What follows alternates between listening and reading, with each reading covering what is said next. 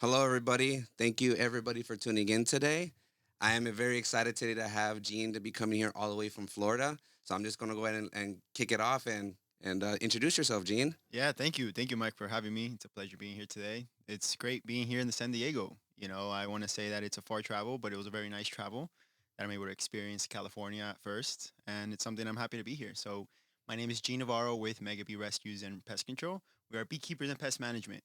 So, we have extensive background and experience when it comes to rescuing beehives, keeping bees, protecting homes from public health. And at the same time, we're also beekeepers at we are going to talk a little bit about the honey. There's always a sweetener to everything that we do, right? So that's a little bit about me. Okay, well, let's go ahead and get started from the beginning. I know that we've known each other about 3 years. So I know a lot about you and a lot about what you do. I know the importance of bees. You're going to be doing a course for us tomorrow, but just bring it back a little bit. So what started with you in this journey? First of all, with pest controls. That's what one I want to know mostly. And then second of all, how did it kind of intertwine with the bees? Yeah, great question. Thank you for asking. I want to say that pest control was something that was not in the itinerary many years ago. But just like life happens, one thing leads to another. I was physically in the hospitality industry. I worked in a hotel for 8 years. I enjoyed it. I enjoyed serving people. I enjoyed helping people. And one thing led to another. My father was in pest control. My father was something that he was already in pest management. He asked me very long ago, he was like, "Hey, would you like to do pest control?" And I was like, "Pops, bugs and rats may not be for me." That was the honest truth at that time. What was very interesting is there was a curve that happened throughout life that I was in the hospitality industry and I decided to work in pest control part time. And as I started working it, I started realizing this is a lot more than what I realized to be. And I got very interested, I got very curious, and I realized that there was a lot more to the industry. And living in South Florida, and if you're in South Florida, you know you have bugs. So within having bugs, the curiosity is something that made me dive deeper into it. I started learning, I started YouTubing, I started reading what I could, and then I realized that the University of Florida is huge in agriculture. And because they have great entomology courses. They have great courses that support pest management, and they're huge supporters of pest management. So while doing so, I was able to YouTube, learn, and then also take courses at UF. And UF was really what transitioned my knowledge and what really elevated everything that I do in pest management. Years transpired, years went by, and I was able from then to work with my father in pest control. And at one point, it was something that me and my father came together, and then I was able to actually start my own business and separate from my dad. That I love him to death, but we were able just to work together under one umbrella, and then both physically have our own pest control business. So you said you work in the hospitality. Yep. So how does that intertwine with pest control? Because I know from the outside looking inside, you think, well, hospitality and pest control, they're like two different worlds. Yeah. But I know that they're not from two different worlds. They're from the same worlds. But for some people, they may see it from the outside Yeah. and say, you know what? How do you go from hospitality to pest control? So, Yeah. like, how does that intertwine with each other? Yeah. Great question. I want to say that very great question, actually. Definitely, when it comes to hospitality, if there's something that you do in every service business and every industry that there is treating people and is being a service to others. So the hospitality was able to help me communicate and help me work with other people and also realize what team really meant. What that means is when you're in the hospitality industry, you have to work with your team to satisfy others and be there as a service for others. So that is what helped me. At the same time, what's crazy about it was because I was in hospitality, I was able to see bugs subconsciously without realizing it. I was able to understand that hotels have bed bugs. I was able to understand that restaurants have roaches. Unfortunately, we're exposed to rats. It's all second nature. It's things we can't ignore, but it's just about what practices each business is doing. So what was very interesting is as I was in hospitality and also kind of going for school and really getting into pest management, I realized that those businesses at the end of the day come together. Mm. That hotel had to have a pest control company. So that was the most interesting thing about it at the end of the day. So I feel like outside of just being the hospitality and working in pest control, they do come together and many businesses come together overall. Did you have any sort of interaction? I know you mentioned that there was pest control in where you were working at. Yeah. Did you have any interaction with the pest control technician when they were going out there servicing for those type of bugs? I realized very early on that pest control was an industry that many people don't pay attention to. Mhm. Pest control is an industry that's in need worldwide. Public safety is a matter. So I realized that it's one of those things that you may see happen, but you don't realize it's happening. Mm. It's almost like when the grass gets cut. Yeah, You may see it happen, but you're just seeing the guy cutting the grass. right. Pest control, you see it happen, but it's not something you think about what's happening. So when I first got involved and I was in hospitality, I realized, I saw pest control guys come overnight or very early in the morning. I didn't think much of it until I understood what they were doing, how they were doing it, that I got curious. Mm. Over time is when I started asking questions. So you mentioned that your father was in pest control. So when I know that when you're young and you're doing a lot of things, you some people may see their parents or their loved ones doing something but not really knowing exactly what they're doing. When did you start noticing that, my dad is a pest control technician, not necessarily thinking I want to do it, but just thinking, you know what? I'm curious, or I'm aware that my dad does this. So what age were you aware that your dad was doing this, like thoroughly aware? Yeah, great question. I was definitely in my teens, and I think it was more when he would share stories about bugs. Mm. Well, he would share stories about what he would see. He would talk about, what he would experience, show me pictures of bugs, and come home with a bug truck, Mm. right? If that's something that every pest control operator has, Sure. part of their branding is they have to represent the company they work with. So him coming home with a bug truck and me seeing it was something that helped me understand a little bit what he was doing. But it wasn't until I started working with him part time and helping him out Mm. that I realized what pest control really was. I realized, what? There is beyond the more when what people think and see. So that is when I realized that pest control was something greater than just someone going out there and spraying. It's beyond that, actually. So I'm going to assume that your dad asked you to work with him multiple times, maybe, or had did he ask you to multiple times? When was the time when you said, you know what, pops, I'll go with you this time? Of course, he did numerous times Yeah. actually. And what was very interesting is he asked me in my teens, and at very first, I said, "Pops, hospitality is what I want to do. I want to stay in the hospitality hotel industry. That's what I would like to do." And then, just like anything, I was very young and I wanted to continue working, and I became very ambitious about wanting to work. For sure. And I said, "Okay, I'll work with him part time." And I really didn't know what I was doing, and that was really troublesome. Not knowing at times can be really challenging, Yeah. but I think it takes the individual to understand what and how they're going to learn what they're not doing. So my father did ask me numerous times. I started working with my dad part time. Subconsciously, I didn't realize that I was picking up a bit of what pest control was every time I was working with my father. So that is how, over time, I said, you know what? Yeah, let me help you. And when I helped, I realized there was a couple gaps about Mm. what pest management was that I wanted to come and bring together. So that is how I got started. So when you said there was a couple gaps, obviously you didn't go to any of the universities that you were going to now. So the gaps, those were instinctual gaps. Like, were those gaps that you were trying to fill in, were those gaps that in your mind you were thinking like, why are we doing this? Or maybe if we do it this way, it would be better. Like, was it very instinctual for you? Definitely. Yeah. Very great comment actually, because those gaps were gaps that when it comes to pest control, I realized that it was really much more than someone just spraying. It Right. was really much more than someone just applying insecticide Mm. or a product, right? Because pest control is not just applying something. Right. So those gaps were really about what is it that we're doing? What are we targeting, right? What insect are we targeting? Right. What mode of action are we applying, Mm. right? Right. What is what we're applying doing to the insect? How is it getting control? Right. That is what the gaps came, where I realized it wasn't just a chemical or a product. It was, for example, some sort of application that really mattered. So the gaps all came to really understanding what the word IPM is, Mm. integrated pest management, understanding what insects are, Right. right? Insect biology and insect identification.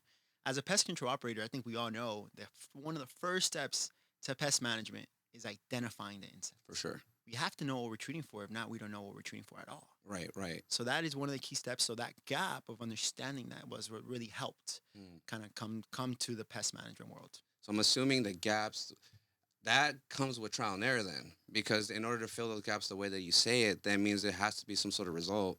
So and I know you were working with your dad, was your dad getting the results he wasn't looking for and you were noticing that? Or how did you come up with like those gaps in the sense of like, okay, this is not working, or I'm using this, and why is this coloring this way? Because the formulation has different colors. There's wettable powders.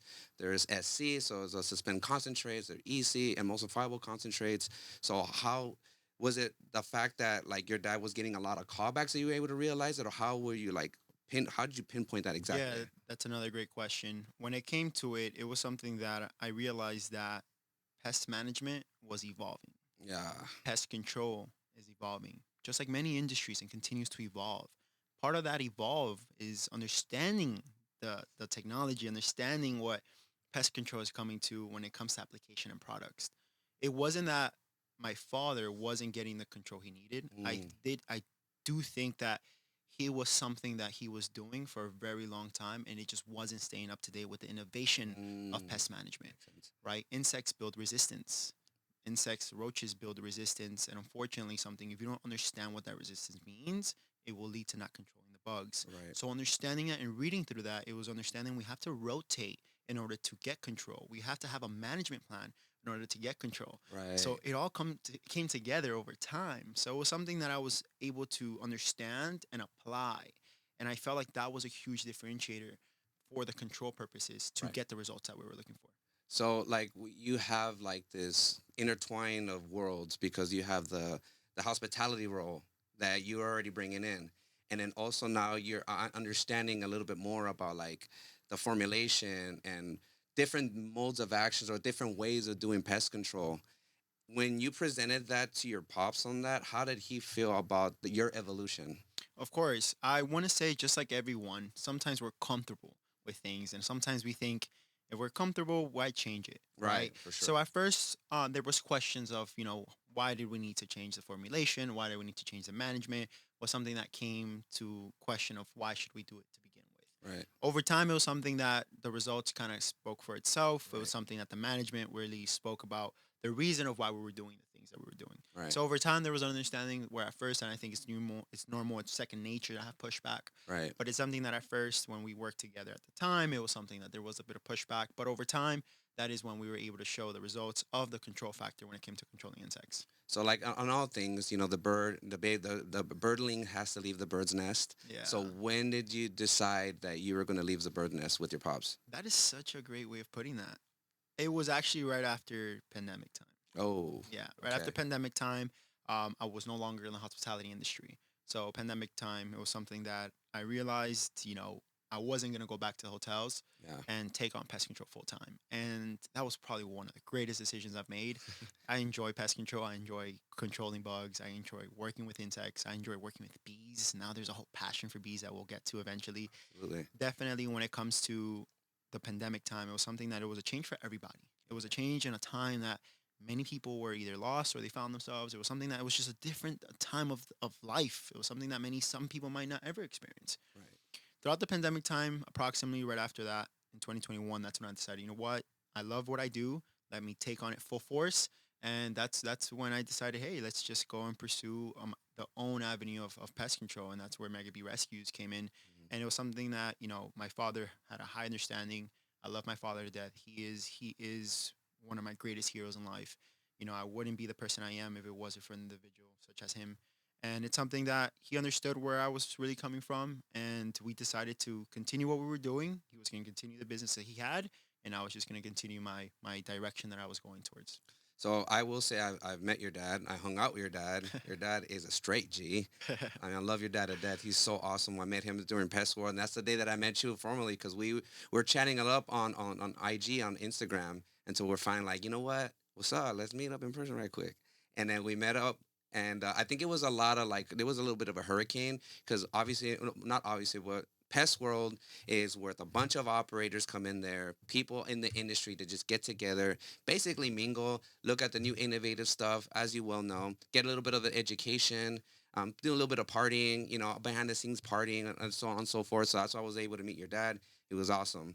So kind of fast forwarding from you leaving the nest and now you're starting your own company. So I know that you were focusing on the bees. So when you started your company, was the prime focus was just on bees, or what was the prime focus? How were you able to ship from that? Definitely. The very early on, when I was working with my father, I realized that a lot of pest control operators didn't work with bees. It's not that they don't work with bees, it becomes also that honeybees are a public safety. They sting people at the end of the day. That is the approach that pest control operators have, know, and are trained for. Then we have the agricultural world where beekeepers are no agricultural for pollination purposes. Right. That is what beekeepers know. So when I was in pest management with my father, I realized that a lot of operators didn't handle bees. So with that curiosity, right, we're going back to gaps. There was a gap there where a lot of pest control operators just didn't work physically with honeybees as far as relocation. They may treat for bees because they're a public safety factor, But I realized that there was a gap where not many pest control operators are relocating bees or are beekeepers. That is where the curiosity came in. That is where having Mm. bees myself, I realized, wow, like this is something I would love to understand the biology of bees. Right, right. The University of Florida has a great agricultural program that they have a phenomenal research center for honeybees. I know a lot of the what I know because of them. I Mm. will say that, and it's something that I am forever grateful Yeah. for every of those individuals there. So it's something that I was able to have honeybees, and then as I had honeybees, I realized more and more and more of how interesting it was. It went from just looking at a beehive when we got called out for a bee removal to now understanding and reading a beehive. Mm. There's two different things there. Right. So that is where over time I was able to realize, wow, there's a lot more to honeybees. So very early on, it was a pest control business, but then it got tied into actually bees because of the need that was there. Mm. And so, obviously, your niche for bees comes with curiosity, for sure, as of what I'm hearing. It also comes with the systematic approach of what it takes to take care of them, and there's not a big market for it. Is that about right? Is There, that I agree. Great, yeah, great touch there. There definitely are a lot of beekeepers throughout South Florida, throughout the nation. There's a lot of beekeepers. There are a lot of pest control operators. right? But now when we start gapping those two, Mm. there might not be a lot of pest control operators or beekeepers. There are great ones out there. Right. There are people out there. I'm gonna say they are definitely pest control operators that are beekeepers. Okay. Now, in regards to the market that we're in, there are a lot of beekeepers, a lot of bee removal specialists. There's a lot of pest control operators, but we bridge that together. Mm. So our beekeepers and pest management are able to offer the services where we relocate honeybees, we work with bees overall, but then we're also able to provide the public safety aspect to homes Okay. and structures. So, So you give a big shout out to UF. So I want to say shout out to UF. To you were gracious enough to invite me to one of your presentations, which it was phenomenal. And then the course was phenomenal. Everything that day was phenomenal. Was very, very great. So do you give all your expertise to the UF, or did you have to learn a lot of it hands on yourself? Mike, I will say you're asking very good Thank you. questions. I think part of this is something that a lot of times we tend to not know all the answers to everything. So I do want to say a lot of the things that I learned, just like everything, was through trial and error. Right. At the same time, I think I learned a lot from UF when it comes to honeybees, but I learned a lot also hands-on practice. Mm. And I learned a lot from other individuals that happen to do exactly what I do, not just on honeybees, Right. but it happens to be on the pest management side. Mm. At times, we don't all have the answers for everything that we do, and it's okay to ask questions. And I learned that very early on. Mm. It's normal to not know what you need to know. So I did. I will say UF helped a lot because they're huge on agriculture. They're huge on research. Right. So there's nothing better than being backed up with research and data and facts, 100%. right? So at the same time, I was able to apply that while also talking to other pest control operators such as yourself about control methods, and at the same time talking to other commercial beekeepers that manage thousands of honeybees, Mm. right? At the same time, I was able to take leaders in the industry, bring them together to then convert that into our practice. So what makes sense for Megabee? Right. What works best for us? And ever since that happened, we're able to bridge it and then have our own protocols to what we do. So speaking of protocols, I'm sure that you have like this breakdown on bees. I'm sure people have this. There's a misconception or this perception of bees. Can you break down a little bit about the bee 101, just so people can understand exactly what it means to talk about bees in the way you think about it? Yeah, bees are pollinators. Honeybees are an insect at the end of the day. But bees, why are they so important? Why are they needed? Why do we need them in this world? Right. Bees happen to pollinate one third of our food supply chain. That is a lot. So therefore, all the crops that we eat, all the fruits that we eat, a lot of the plants that we see flourishing, the bees are responsible for physically maturing all those crops, all those plants to continuing their life cycle as a plant, as a fruit, as a crop. So at the same time, honeybees are extremely essential. Honeybees are important to this world. If honeybees were to be on a decline, we would have a scarcity of the produce that we would have. So at the same time, it's something that bees are very important to what they do. So although they are an insect, they do sting. Right. They are very beneficial. They are very essential when it comes to this. So a lot of people assume and have this concept perception that having a bee hive is easy. Can you clarify if it's easy or not? It is very laborsome. You have to put time into managing them. It's like having livestock. When you have something or you have any pets, you got to feed them, you got to groom them, you got to take care of them. When you have honeybees as a beekeeper, you have to treat them because there are mites, there are secondary issues, there are pests to bees. So you have to treat bees. You have to feed them if there's unfortunately a very low amount of nectar around. Mm. You have to make sure they're well taken care of because healthy bees will be able to produce what they need to produce and do what they need to do. So having bees is not the easiest thing. And I would say if someone wants to start having bees, by all means go for it. But over time you'll realize what it takes to really have honeybees. So when to have it, is it is I hear consistency. Like I'm not want to. There's a interpretation of consistency. Some people may think consistency means once a week. So what does consistency look like when you're taking care of bees? Of course, I think at times some certain things work best on a schedule. When you have honeybees, and it's important to understand that summertime is the most busiest time for the bees. Summertime, you want to at least check your bees every other week at least. Mm. What does it mean checking your bees? It means reading the box, reading the frame, seeing how healthy they are, seeing if they have the resources that they need. And if anything, you also want to then, when you're going into the fall and winter time, you still want to check your bees, but you don't want to overdo the bees Mm. checking. What that means is, believe it or not, when it comes to winter time, those bees self-regulate their temperatures. Those bees physically in their hive are the ones that control everything that goes on. So every time a beekeeper opens up that lid, they're interrupting that Mm. routine that they have. So understanding a little bit more of the biology is really important when it comes to keeping bees, just like any other thing. So what I know about bees is they get stressed out. So name two things that stresses bees out. That's something that is not recommended to do. Of course, a couple of things. Very hard movements when you're working a beehive. Very hard movements. If you're working a beehive, you want to be very subtle. You want to be very relaxed throughout the process because at the end of the day, they will feel and they'll pick up your carbon dioxide if Mm. something was to happen and it's not normal. Mm. That is number one. Number two is, the bees, when it comes to it, the bees communicate through pheromones. So with bees communicating through pheromones, the same way you and I talk, we're able to speak.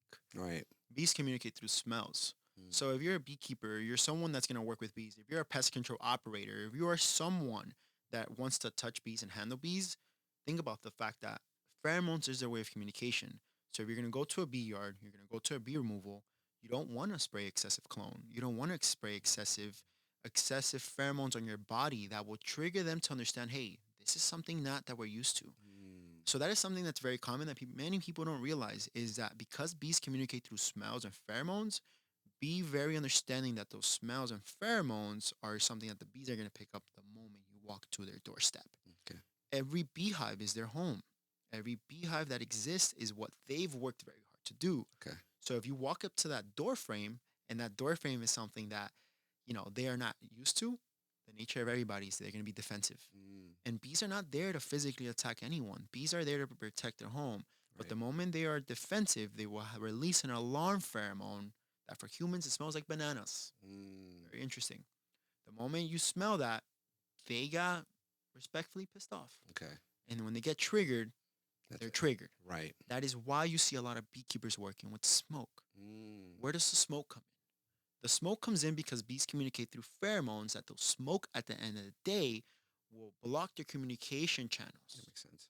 Right? They can't communicate. And what it also does at the same time is it can also mimic the beehive that there's a fire in place, Mm. wildfire. What the bees do at that very moment is go to the beehive and try to collect the most resources they can in case they have to absconish.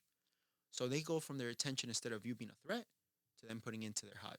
Got it. So that is where their attention, when you're working with smoke, they become less defensive, more docile is a word. Gotcha. Less spicy, the word that we use in beekeeping. They're Right. not as spicy as they should be. Mm. That's why one of the key things as any beekeeper or pest control operator, have a smoker.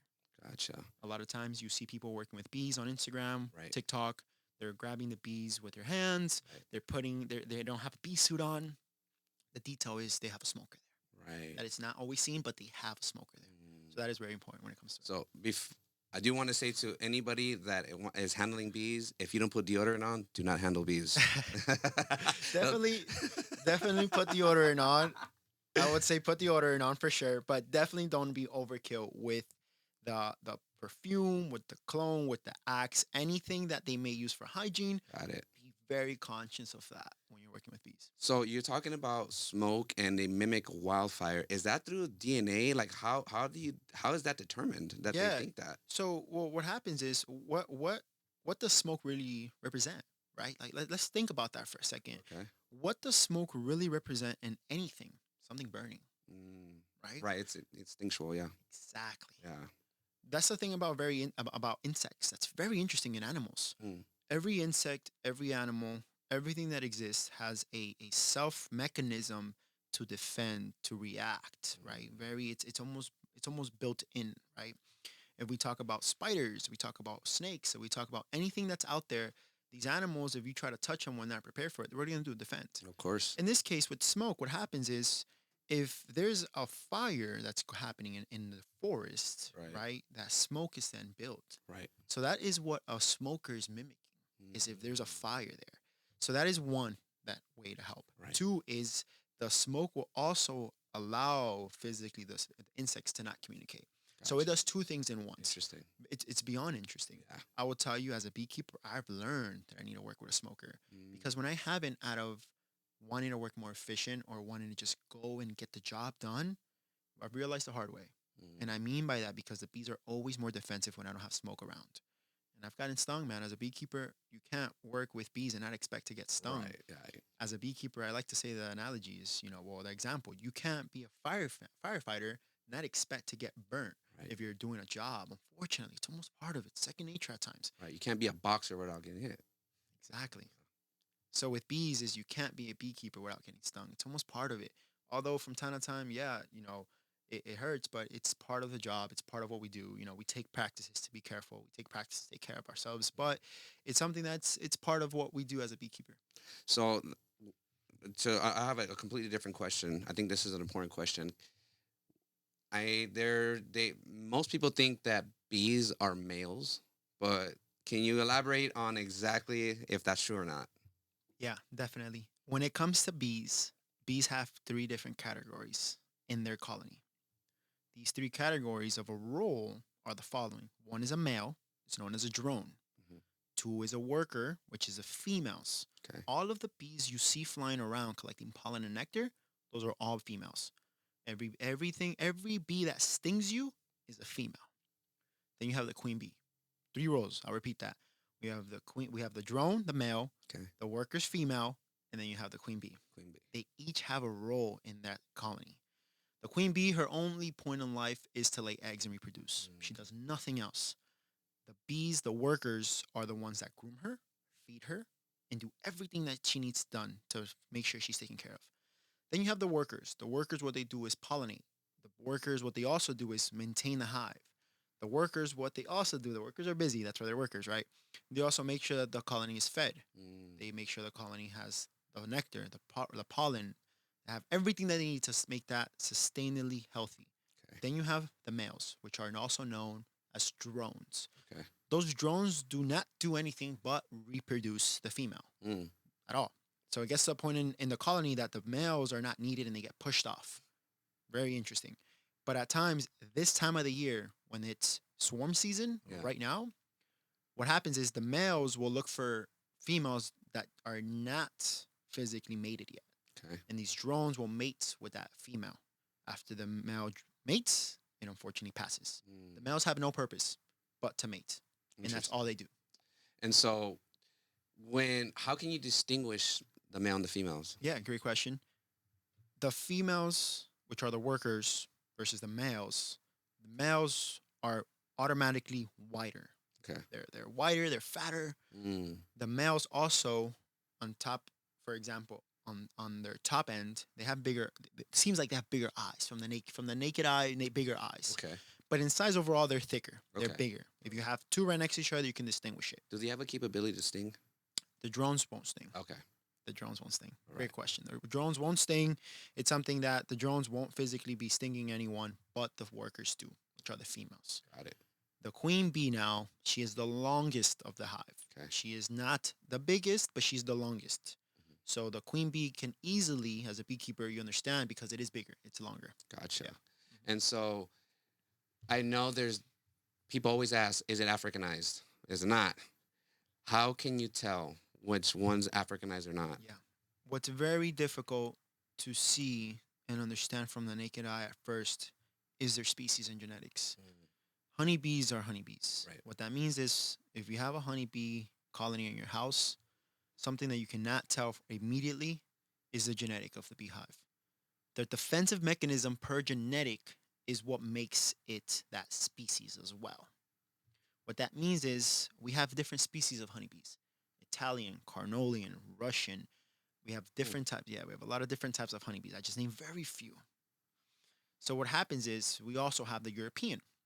When you have the European honeybee, for example, you also have what can happen as cross Mm. species mating, and then you have hybrids, Right. right? Right. So what happens is honeybees are always going to be defensive when you come to their doorstep, Sure.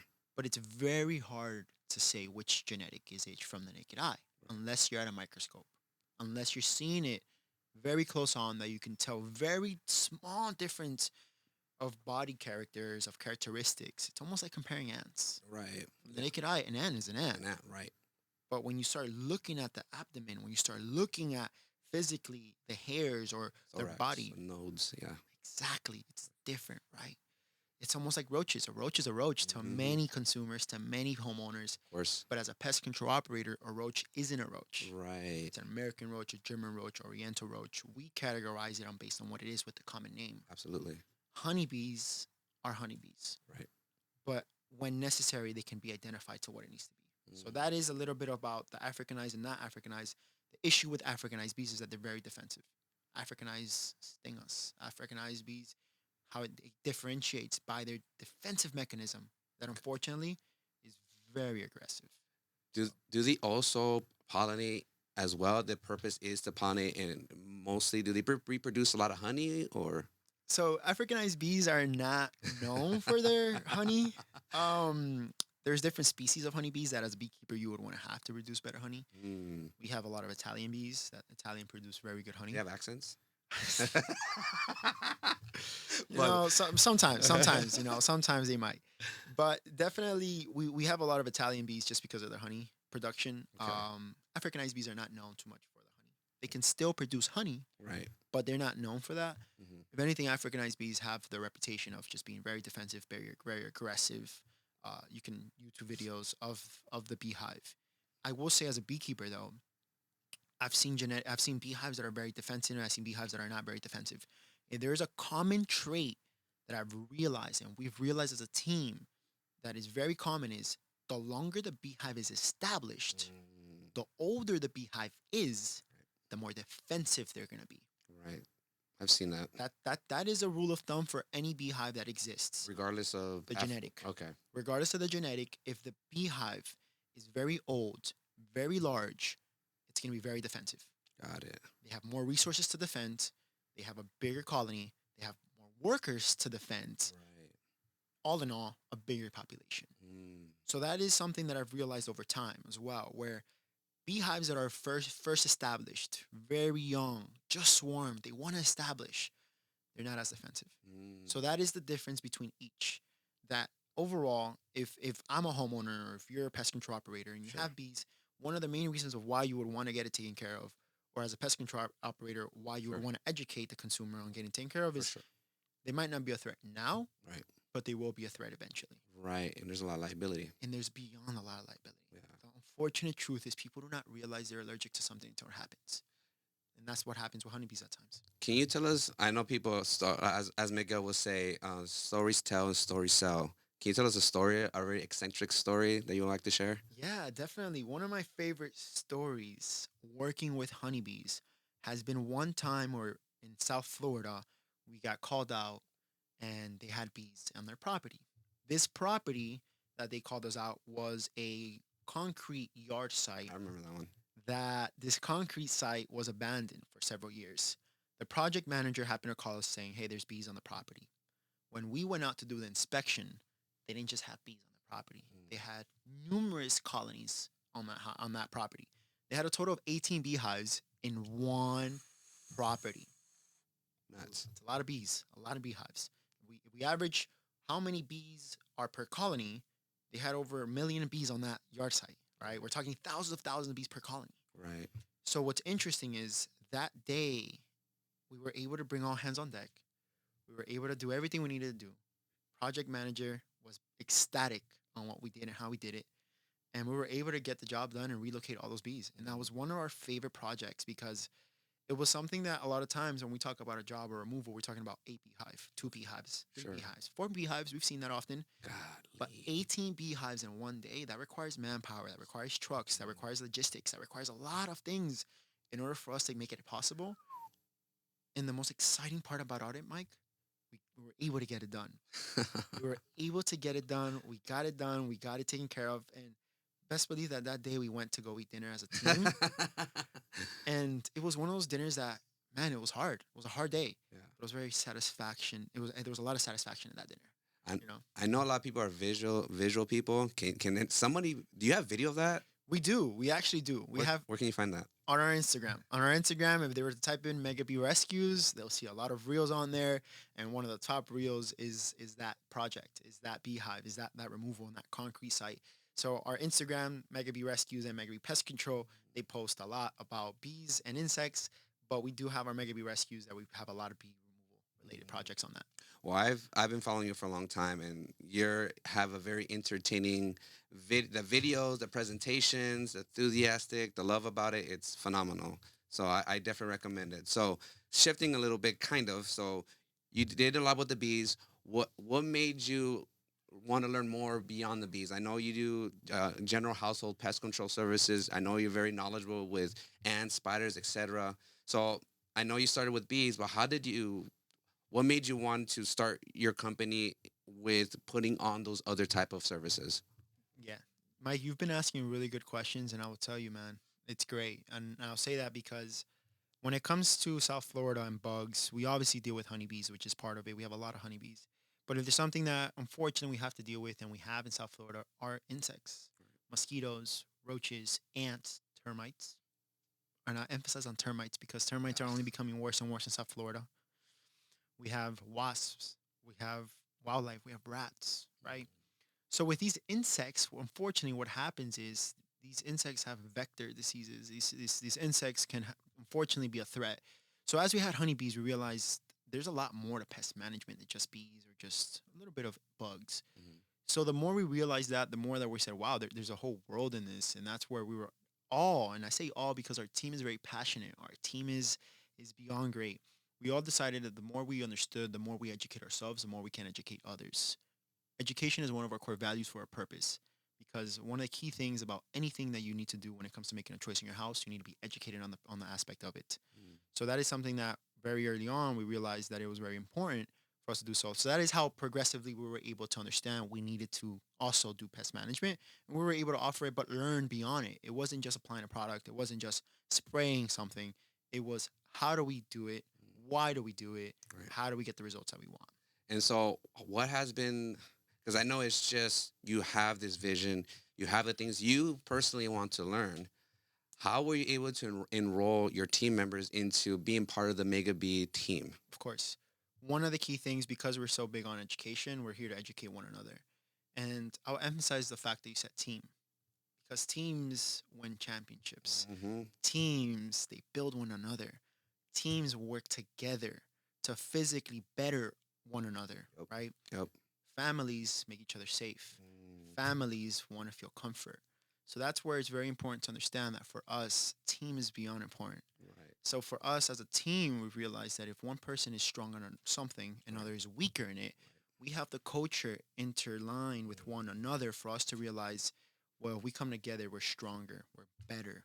Right. We're here to, so it's something that culture needs to be embedded into companies. It Right. can't just be taught and expected. Sure. It needs to be physically embedded for them to understand, you know what, this is who we are. This is what we represent.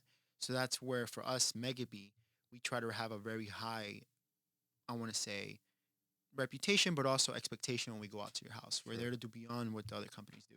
So that is something that's very important that as a whole, we try to always educate one another and bring each other's up as well. So not to this is the question is not to down talk any other company, but how much different are you than other companies in all aspects from the way you guys look, We already kind of emphasized on the education part. We already emphasized on the B part. So we don't, you can repeat that as well. But other than those things, what makes you different than other companies, and how does your team kind of fit into the being as different as other companies? Definitely. I think there's a lot of great companies out there. Yeah, for There's sure. there is there's a lot of great companies, and you and I know phenomenally great companies throughout the nation. Yeah, While doing so, it's something that I will say it's important for companies to differentiate themselves and have identity within themselves.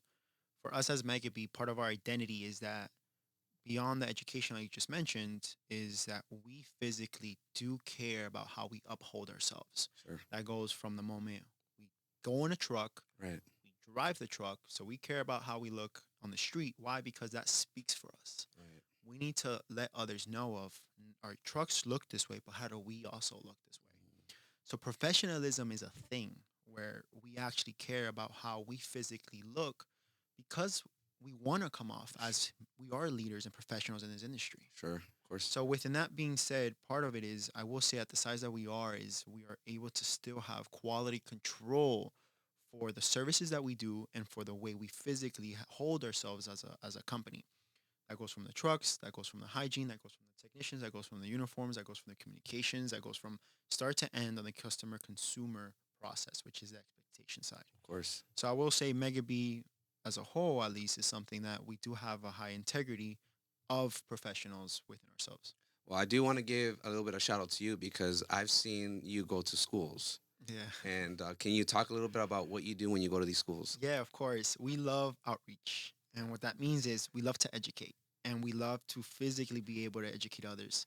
So, part of us educating adults, educating other professionals, we love working with kids, unfortunately, that have secondary or they have some sort of need.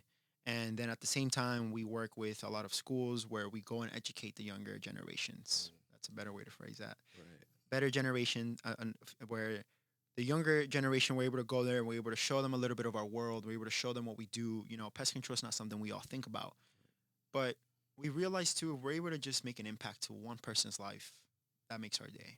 'Cause I know that that does pop up on your social. You've talked to me about it plenty of times, and that pops up on your social media. I know that you have one of the team members that has reptiles. That she loves reptiles. So when she brings out those snakes and those kids go wild, I mean, it's very joyful to see that, and it says a lot about your company.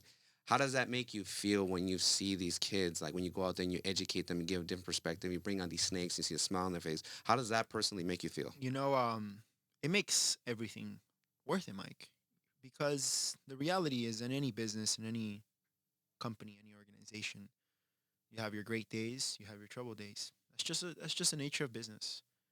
But when I'm able to go to the schools and I'm able to see these kids, even the teachers, and they put on a smile, For sure. everything else blurs out. It's we're caught up in that moment. We're caught up in that gesture. We're caught up in that couple of minutes of us being there. And it truly makes everything else worth it, Mike.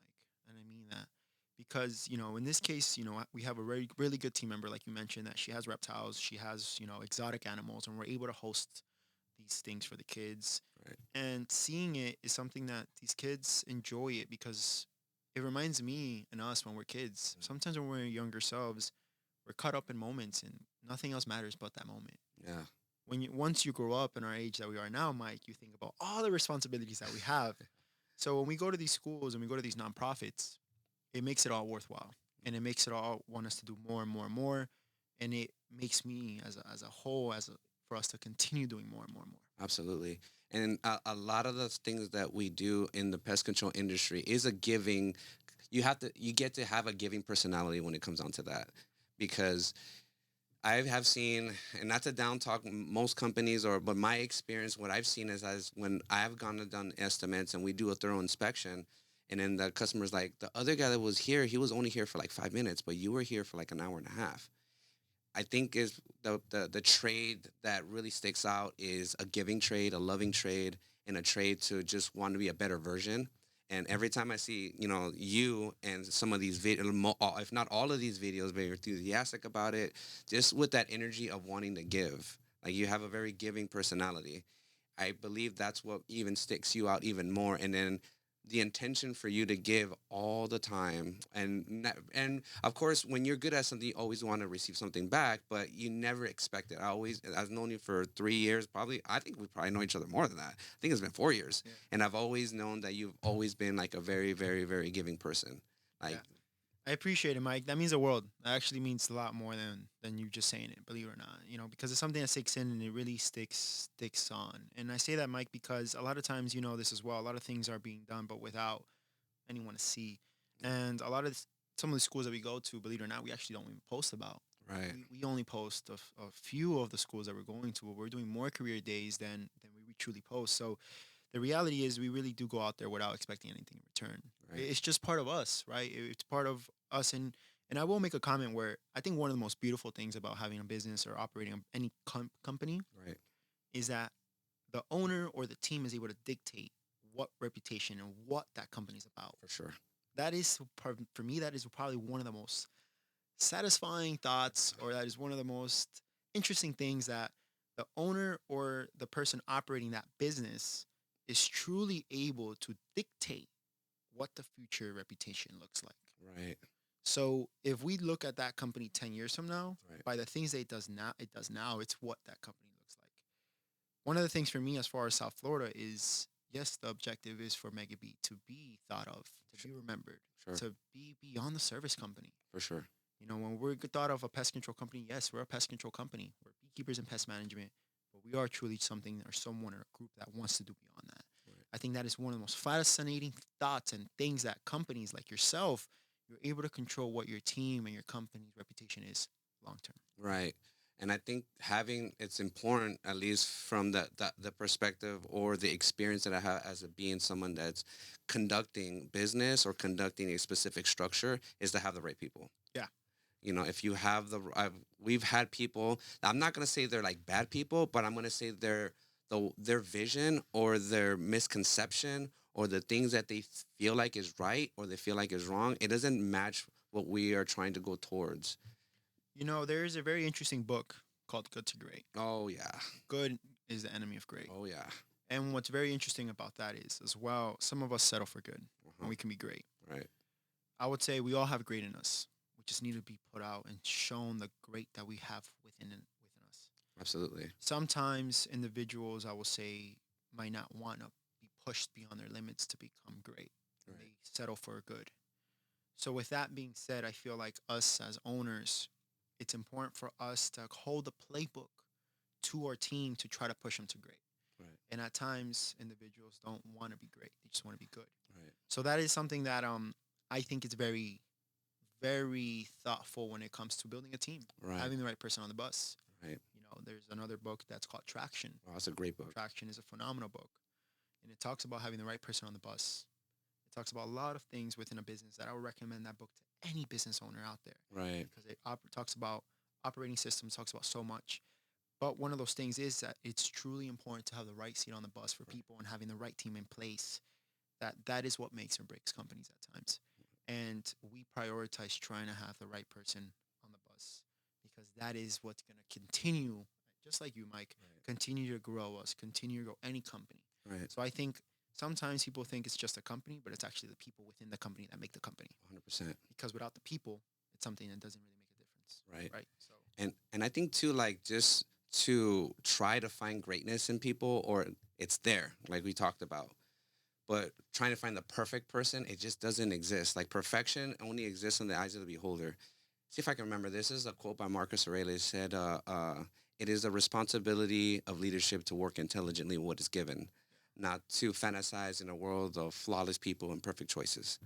So the fact that to try to find somebody perfect, I don't think they exist. Perfect choices, it there's is a visualization or a data of something that you think is perfect, but I think just doing by how specific, not necessarily how you feel, but what makes the most sense, and just being okay with the results. Just trusting, like they say, trust your gut, or they say trust in the process, or saying have the courage to do. I believe that has a lot to do with leadership. And I believe that in a position that we're at right now, we everything falls under us. Everything. Mike, I would say as well, something that I try to think at times, but it's just a simple saying, but it's almost like we're all a student to the game, right? We're Right. all a student to this world. What that means is we're all learning continuously over and over and over again. So what that means is something that I think by having the right person on the bus, by having the right team, is for them to be coachable and for them to be understanding that hey, this is something that we're doing and we're always learning. We're learning together. Right. Mike, you're learning every day. I'm Right. learning every day. Everyone out there is learning every single day. So the thing about that is, I've realized overall with having any team in any business is you want to have people that are coachable. You want to have people that are willing to work. You want to have people that are willing to work together. And at the end of the day, it's something that we're all here to live for one another. So when it comes to having the right team, it's a topic that can go into tomorrow Yeah. because there's a lot. But it's something that I think having the right person on the bus and anything that we do, it's very essential. And I think too, just like thoughts and actions speak louder. So there's another quote by Marcus Aurelius says, "The universe is change. Our life is what our thoughts make it." So if you're thinking about something and understanding that life is always consistently changing and making decisions and the thoughts that you have and you put them into action, it all creates a sense of like harmony in your brain, but and also in the sense of chaos too, because you get to just accept the chaos, you get to accept the harmony, and you get to accept the unknown. Yeah. So I think that just running a business, you're just basically running blind in a sense. Even if you have a path in front of you, you're still running blind, and you have to be okay with falling and hitting your face and getting back up. Definitely. I think one of the key words as well that we spoke about it actually prior to this, and Yeah, we spoke about it in your office, but one of the words that we talked about was actually embracing. yeah, Embracing the challenges, embracing everything that comes, the growth, the bads, the problems, everything. But and I say that word embrace because at times we do want to embrace everything that comes, for right? sure. And it becomes very mental on how we approach and how we think of it. The reality is we all have challenges, Mike. We all Yeah, have things that we go through. So that's why at the same time, like learning how to embrace whatever comes is very important to continue to move. And also operating any businesses, yeah, it can be a guidebook, there can be something in place, but sure. at times things don't go as planned. Right. And that's where you learn to embrace what didn't happen as planned and just continue to go on and go on and go on. Absolutely. So yeah, Mike, there's a lot and that was a very nice touch there, but you're learning as you go every single day. I know that we always talk to people in industry. There's some people in our industry that are very influential. If you had to give a shout out to three different companies out there, who would it be? Right away, for example, I think about a couple companies actually, but Uh, I'm gonna say one individual. He doesn't happen to own a company. mm, Actually, he is someone that has really assisted in the journey and what I I know do. what you're gonna say. Yeah, this individual has truly made an impact because he is a person that I've been able to ask questions and they had answers because of experience. And his name is Joe I Jonovich. knew it. Yeah. Joe Jonovich for me is something that I know he's great to many companies, but for me, Joe Jonovich is someone that he's a great individual. And if you don't know who Joe Jonovich is a technical consultant in the industry. He works on a lot of cases, he works for a lot of companies, he builds and we meet very often to physically put our SOPs together, our protocols, our playbook Mm, for the next step. right. So he has been a very, very great individual and person. There are a lot of companies out there, Mike. I know There's a there is. lot of companies We out talked to a there, lot of them too. and we talk to a lot of them, Yeah, we Mike. do. We do. We talk to a lot of them, but I am gonna bring up companies that we've been communicating a lot lately For and sure. have been in the circle, and you know some of these companies as well. Yeah. But if there's some companies that I'm gonna bring up, the reason I bring them up is because they are companies that motivate me. They are companies that I feel very mutual for them, where I want to see them grow. I want to see them win. For sure. I want to make sure that we're all winning together. Outside of Calcos, which is yourself, you are an individual, Mike, that we talk very often. You're an individual that I see happening phenomenal things within your company. So it motivates me. So outside of you, I want to say there are a few companies that I've gone. One of them I've gone to visit recently, actually, Mm. right? And another company is a company that I met the owner recently as well. These two guys are great individuals that you will meet in Orlando, actually, in Pest World. But Yeah. I'm looking one of forward to them, it. one of them is Kevin from Rife Environmental. I just talked to him on the phone. He's great. Kevin is a phenomenal individual. Kevin has a great, really great heart. He has a great business that he's operating. He's a great individual. There's two more people that come to mind. One of them is Dennis Wiseman. Dennis. Yeah, Dennis from Wise House Yeah. actually. So Dennis, if anything, is a great individual. That he is someone that I feel like is always working to do more and more and more. And he's really motivates. At the same time, then we have obviously Nice, which is Travis. Oh yeah, Travis is a great individual that I've really enjoyed going to Arizona and visiting him yeah. because he's doing phenomenal things, and I'm excited for his future as well. Those are just three Right, just from the some. pillar and the Eiffel Tower of people, Seriously, and I wish I could name them all, but yeah, I I can. can't. I mean that, but those are individuals that I've spoken to within the last week, and those Right, are individuals that I speak to very often. right, And right. there's so much more. There's If I so. didn't name them, I'm sorry. Right, right. But those are three individuals that I know we speak very often, including yourself. Oh yeah. That really is someone that continues to motivate. I'm kind of on the same boat too. Of course, Dennis is my homie, and then Kevin, man. I even talking to him that one time, I was just like I felt like talking to another Gene, but Yeah, from he's from Arizona. yeah, he's no, isn't he from like North Carolina or So Kevin is from North Carolina. Kevin? Yeah, Yeah, that's what I was referring to. Who'd I yeah, say? yeah. Travis. Oh, my bad. My Travis is cool too, but I don't talk to him. But Kevin for sure. And then I have to give him a major shout out to Eric Bassett. Yeah, I mean, goddamn, Eric Bassett. God, like I always call him the cheat code because yeah, he has read every single book and quotes everything, and he practiced stoicism just like I do. And he's just like a very knowledgeable person and a very kind-hearted person. yeah. And the dude is just so selfless. Like he's just an amazing person. And there's plenty of people out there too. I know one of my homies out there is Jason from Allure Pest Control. Yeah. Jason's great. His wife Jessica's great too. I can name, like you said, I can name a lot of them too. But I mean, goddamn, we can keep going on and on about it. So Exactly. I will say, Mike, coming here was great. Being here physically is something that overall was really worthwhile. And I say that because, I was able to see your world. I was able to step into, what San Diego is about, of course, In South Florida, obviously we have a lot of insects, Mike, yeah, but it's very interesting to go somewhere else to another state or somewhere else where although there might be very similar insects, it's a different pest pressure. mm. We were walking the streets of California and we were seeing just rats, on the floor, right? Like we were seeing them just traveling around. It's things that you're gonna see, Mike. And the reality is we're exposed to bugs at all times. We have insects throughout all South Florida. I'm so sorry. Throughout all the nation, but especially in South Florida, we have a lot of bugs. But Right. something is, and I'll touch on this, is a lot of insects might not be seen, but they're there. Some of them are nocturnal, right? Like if anything, Mike, what does the word even nocturnal mean at that point? Yeah, nocturnal. What is? Are you asking me Yeah, that? yeah, yeah, go ahead. Nocturnal is or things that are very, I guess in other words, comfortable at night. Yeah, active at night, right? So what happens is sometimes we get the comment of, we don't have insects or we don't have rats or we don't have mice. You might not see the Mike, but you might not see the physical rodent or anything, but they are there. They are there. So it's something that's very common throughout.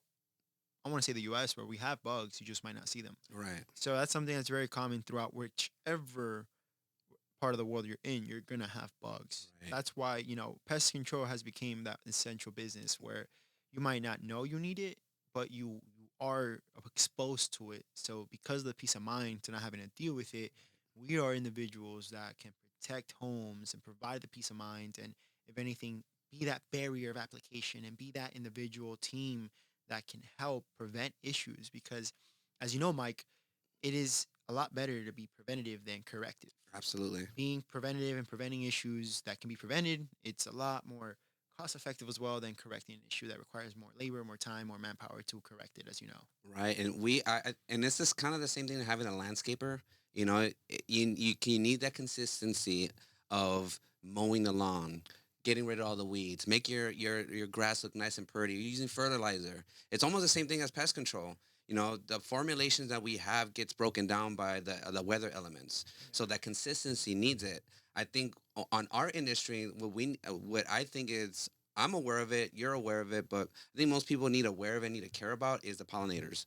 Because as you know, some of the pyrethrins or the neonics, specifically neonics, get embedded into the flowers, and what happens? It kills the bees off. Yeah, that's a very common trait actually that 2025 you're going to see a lot of articles and a lot of people are going to see more articles that we're having a decline in honeybees again. Yeah. Unfortunately, we're having a decline. There's a lot of different factors that go to that. But one of the factors, unfortunately, to the decline of honeybees happens to be done because of the use of insecticides, herbicides. What that means is, unfortunately, when things are being sprayed for crops or things are being sprayed at given times, Right. unfortunately, it is having a secondary issue to the honeybees that are going to pollinate. These bees don't know that these crops or these flowers had an application of a neonic or have had an application of some sort of insecticide or Right. herbicide. Right. What that means is when they pick that up, then they have a domino effect carrying it back to the colony, and it has, unfortunately, and it can lead to something called the colony collapse. Whoa. The colony collapsing is something that can happen, and unfortunately, it can happen more and more and more the more that the bees are exposed to it. Right. So there are different factors. I will say that insecticides isn't one of the main ones, but there are different factors on why honeybees are declining, unfortunately. Yeah, because the neonicotinoids, which is a synthetic version of tobacco, it has a very slow active breakdown. So that's meant for social pests. It's meant for like roaches, social pests, ants, social pests, Termites as well. and termites as well. So when you putting that specific type of product in your broadcasting, like if you're some kind of like Ghostbuster, like then what will happen is all the flowers get embedded with that neonicotinoid, and then it starts, and then obviously as you mentioned it, bees start to pollinate. They get some of that micro stuff inside of their because they got hairs, right? So they get some of that stuff. They take it back to the colony. They feed the queen, gets it to the queen, gets it to the larvae, and all of a sudden that colony starts to collapse. Exactly, and it's very common, unfortunately, when it comes to the colony collapse. Colony collapse also is happening, and which is leading to the decline of honeybees as well. But one of them happens to be because of the pests and actually the mites that honeybees have as well. Right. Bees have something called varroa mites that if you don't treat your bees for varroa mites, unfortunately, it can lead to colony collapse. It's a Mm, pest for honeybees. right. Let's think about fleas for dogs and things like that as well. So it's something that there are different things that contribute to, unfortunately, the collapse of honeybees. So there's different contributions to that reason. For sure. But as I want to say, as homeowners and different individuals out there, I think one of the key things is when it comes to pest control, when it comes to applications, the reason pest control and pest professionals should be out there are also to be applying things as they should be, Sure. as applying it as per the label, as you and I know. They Of say the course. label's a law, but applying things directly, that is why, if anything, when it comes to do it yourself pest control, it's something that a homeowner can do. That's not a problem. But the problem is that there is Good point. misapplication to insecticide. There is Right. misapplication to how it's being applied. It's exposing people to the wrong insecticides, it's exposing things to the wrong thing, to the wrong individuals. Right. That is where, if anything, pest control can become harmful. Is when the consumer is not using it or applying it properly. For Right. us as individuals, you and I, Mike, and as a company, and as everyone that's out there applying it, Sure. their responsibility is to apply it as it should be, as per the label, Yep. with the lowest toxicity as possible. Yep. So that is part of the responsibility as a pest control operator. And I think it's important for us as PMPs to have a relationship with the manufacturer representatives. Oh, So, for example, I'm gonna shout out to Chaz Estrada. He works for NICES, and having a relationship with Chaz, he breaks down and educates how this product is being made, how to apply it, and even kind of holds your hand on it and how to properly apply it, so that way the public's safe and non-targets are safe, and then you're targeting exactly what you need to target in order to get the results you're looking for. Yeah, and what's interesting about Chaz is he is an individual that's very passionate, and I think at times when you find someone that's passionate in what they do, educating and sharing the knowledge is just second nature. Absolutely. And I say that because Chaz has been a great resource as an individual too. He's a person that has had a lot of answers, and he's someone that at the end of the day is in our industry, but is doing good by the industry. What that means is he is someone that I feel like is carrying the industry in the right direction by the awareness of it, by the education of it. Right. And I feel like more and more and more, just like different industries, that is one thing that is so beneficial. Where like we each can do our part, but Sure. in contribution, we can do Right. so much more. Absolutely. So He cares so much that he made a country music song. Do you see yeah, it? I A saw board it. It was care. great. Yeah, it was great. It was great. It It was was great. hilarious. It was great. Yeah, it was great. He's a great individual. It's something that I'm excited to see him. I know he's gonna come down as well. Yeah. I'm excited and pumped to see him as just because. But I feel like Mike, this is something that this process of just elaborating and chatting is great. I'm happy that I was able to be out here. I'm happy that I'm here, Mike, because you're Yeah. like, Gene, come out and come out, and you were able to bring us out here just for us to share and educate and train your team Of course. on honeybees, on bee removals, on structural bee removals. So that's gonna be very exciting as well. So that's gonna be happening tomorrow, 8 o'clock in the morning. You're coming out. You have everything set up. The team's already set up. We have weekly meetings. On our meetings, we talked about it. We're like, be ready for next week, and talked about exactly like a little bit about you, about what you're gonna be talking about. We're gonna have Andy coming out there doing the videography as well, and some of the photography and the photography as well.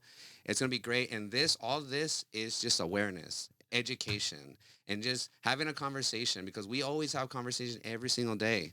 And I think we help each other grow every single day. We even spread awareness of what pest control truly looks like in our eyes, and even in the eyes of the industry, because we are part of that industry. We talk to, as we mentioned, we do talk to a lot of people from other companies as well, and they help us, we help them, and at the same time, we're all friends and we all want to make this work, and we want to spread awareness, because pest control is here to stay. Oh yeah. Bugs are not going away. Yeah. Bugs are not going away at all. Yeah, definitely. And that's the thing, Mike. More and more and more, we have more bugs, more resistance.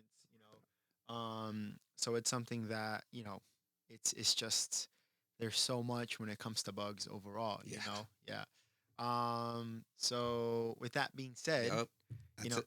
I think that today's collaboration and today's conversation was really good. And I think, Mike, I want to say again, thank you for having us. It was really nice to be out here. It was really great chatting with you. It's something that, Mike, I appreciate you as a human. I appreciate you as an individual. That it was really nice to be here. And may this serve to whoever may be watching or listening. And, Of course. hopefully someone can get something out of this. But at the end of the day, I think it was beyond great just being here and being beside you to talk about these type of things. Absolutely. And then I'm going to enter in my vulnerability side and say, like, these kind of things are very uncomfortable to do. However, I know, just speaking of on behalf of myself, the benefit of having thoughtful conversations, getting all the knowledge that I have on the knowledge that you have, the perspective of Florida pest control, the perspective of San Diego 619 area code Yeah. perspective. And I think sharing it and having people just watching it, if they choose to watch it, choose to learn from it, choose to ask questions about it. A lot of us know how to get a hold of us. So if they want to get a hold of you and they want to look at your content, how do they get a hold of you? Yeah, definitely. So, Mega Bee Rescues and Pest Control is our business out in South Florida. And then at the same time, if they want to reach out, they can message us through Instagram, which is Mega Bee Pest Control or Mega Bee Rescues. Soon there will be the Mega Bee Honey, which that's a whole nother outlet and a whole nother thing that we'll save for another day. But then also they can email me or reach out at any given time to our office, or if not, just send me an email at Gene at Mega Bee Pest Control. But at any given moment, I'm happy to help, train, communicate in what I do, what we do. Okay. So yeah, Mike, that is something that they can do at any given time. Sounds good. So we're gonna go ahead and wrap this up. Everybody that stuck around for 65 minutes, I really appreciate it very much. I hope you guys were able to get some sort of educational value, entertainment value, some laughs, maybe some cries. But at the end of the day, this is what we do in our industry. I am very passionate, as you can tell. Gene's very passionate about the industry as well. So this is what it looks like when we collaborate with each other, help each other grow, support each other, and then help the industry grow, help each other grow, and it's all for you guys. Education is big. Education is big. Awareness is big, and pest control is big. So we're here to stay. So thank you guys for showing up. Thank you guys for watching, and maybe we'll do it again. Maybe not. Stay tuned.